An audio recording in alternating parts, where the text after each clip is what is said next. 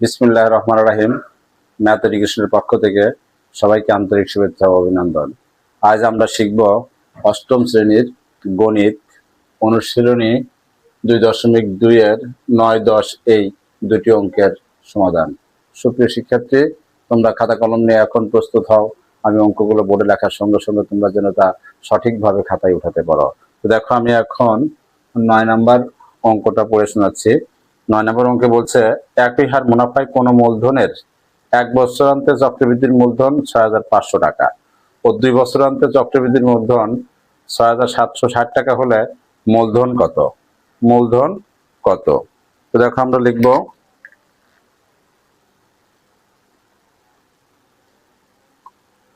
9 number. তো 1 বছরান্তে একই হার মুনাফায় কোনো মূলধন 1 বছরান্তে চক্রবৃদ্ধির মূলধন 6,500 টাকা ও 2 বছরান্তে চক্রবৃদ্ধির মূলধন 6,760 টাকা হলে মূলধন কত? মূলধন কত? আমরা জানি চক্রবৃদ্ধির মূলধন সি সমান P into 1 plus R power of N. তো প্রথম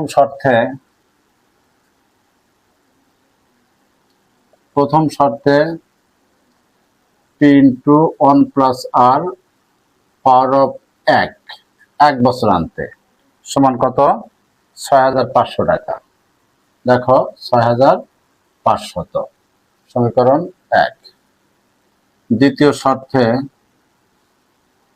P into 1 plus R power of 2 বছরান্তে এখানে আছে 6,760 টাকা। 6,760 টাকা সমীকরণ 2। তাহলে দেখো, আমরা লিখতে পারি যে 2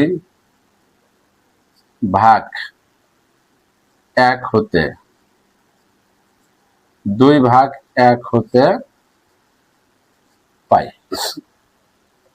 তাহলে লিখবো, দেখো, P into 1 plus R power of 2 divided P into 1 plus R power of 1 equal to 6,760 divided 6,500।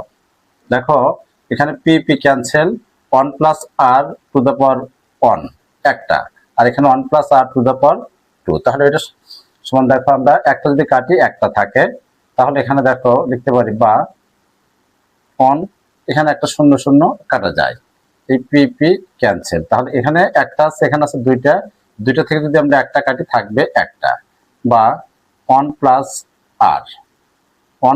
আর সমান 676 ডিভাইডেড 650। এখন এটা সুতরাং লিখতে পারি, আমরা যে 1 প্লাস আর এর মান, দেখো, যদি আমরা 1 নং-এ বসাই, 1 প্লাস আর এর মান 1 নং-এ বসিয়ে পাই। দেখো, আমরা 1 প্লাস আর 1 আর এখানে 1 প্লাস আর একই কথা। তাহলে আমরা লিখব 1 পি ইন্টু 676 ডিভাইডেড 650 সমান সমান 6,500 বা পি সমান এই 6,500 গুণ 650 ভাগ 676। সুতরাং পি ইকুয়াল টু, আমরা ক্যালকুলেটর সাহায্যে কাজ করে দেখি যে কত আসে। দেখো, আমরা লিখব 6,500 গুণ 650 650 একে ভাগ করব আমরা 676 দ্বারা। তাহলে দেখো, 6,250। তো এখানে দেখো চেয়েছে যে চেয়েছে 9 নাম্বার যে মূলধন কত। তো মূলধনকে পি দ্বারা প্রকাশ করা হয়, পি সমান 6250। সুপ্রিয় শিক্ষার্থী, আমাদের 9 নম্বর অঙ্ক কমপ্লিট। আমরা এখন 10 নম্বর অঙ্কটা করব। দেখো 10 নম্বরে বলছে বার্ষিক শতকরা 8.5 টাকা চক্রবৃদ্ধি মুনাফায় 10,000 টাকা 2 বছরের চক্রবৃদ্ধির মূলধন ও চক্রবৃদ্ধির মুনাফা নির্ণয় করো। তাহলে আমরা লিখতে পারি, দেখো এই পাশে লিখবো 10 নাম্বারটা, আমরা লিখতে পারি এখানে 10 নাম্বার যে এখানে দেখো লিখতে পারি এখানে আর সমান 8.50 এত পার্সেন্ট মানে 8.50 ডিভাইডেড 100।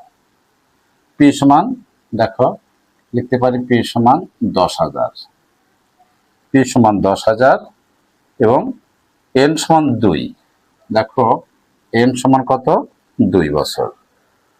চক্রবৃদ্ধির মুনাফা এর বলছে যে 2 বছরের চক্রবৃদ্ধির মূলধন ও চক্রবৃদ্ধির মুনাফা নির্ণয় করো। তাহলে চক্রবৃদ্ধির মূলধন সমান, তা আমরা জানি এখানে লিখতে হবে সি সমান কত, সি সমান এবং চক্র বৃদ্ধির মুনাফা আই সমান কত। এখানে দুইটা মান বের করতে হবে। আমরা প্রথম সির মান বের করবো। আমরা জানি, দেখো লিখতে পারি আমরা জানি সি সমান P into 1 plus R power of N. তাহলে পির মান এখানে 10,000, 1 যোগ আর এর মান কত, 8.5 ডিভাইডেড 100, এন এর মান 2। তাহলে দেখো আমরা এখন এখানে ক্যালকুলেশন করি যে 8.50 ভাগ 100 যা আসবে তার সাথে আমরা যোগ করব 1, কত আসে দেখো 1.085। তাহলে আমরা লিখতে পারি এখানে 10,000 ইন্টু 1.085 আর 2। তাহলে দেখো একে আমরা পাওয়ার করি 2 দ্বারা, সমান যা আসে এর সাথে আমরা গুণ করব 10,000। দেখো 10,000 যদি আমরা গুণ করি আমাদের রেজাল্ট আসবে 11,772.25। 11,772.25 এটা আমাদের চক্রবৃদ্ধির মূলধন। সুতরাং চক্র বৃদ্ধির মুনাফা সমান 11,772.25 বিয়োগ 10,000। তাহলে এখান থেকে আমরা 10,000 বিয়োগ করব, বিয়োগ 10,000 দেখো সমান 1,772.25 আমাদের চক্রবৃদ্ধির মুনাফা। তো সুপ্রিয় শিক্ষার্থী, এ পর্বে আমার 9 এবং 10 এই দুটি অঙ্ক সমাধান করার কথা ছিল, যা আমরা সমাধান নিশ্চিত করেছি। তো এই অঙ্ক দুটি বুঝতে তোমাদের যদি কোনো প্রকার সমস্যা থেকে থাকে তাহলে অবশ্যই কমেন্ট বক্সে জানাবে, তাহলে আমরা পরবর্তীতে সংশোধন দেওয়ার চেষ্টা করব। আর যদি ভালো লেগে থাকে তাহলে অবশ্যই লাইক, কমেন্ট এবং শেয়ার করবে। আল্লাহ হাফেজ।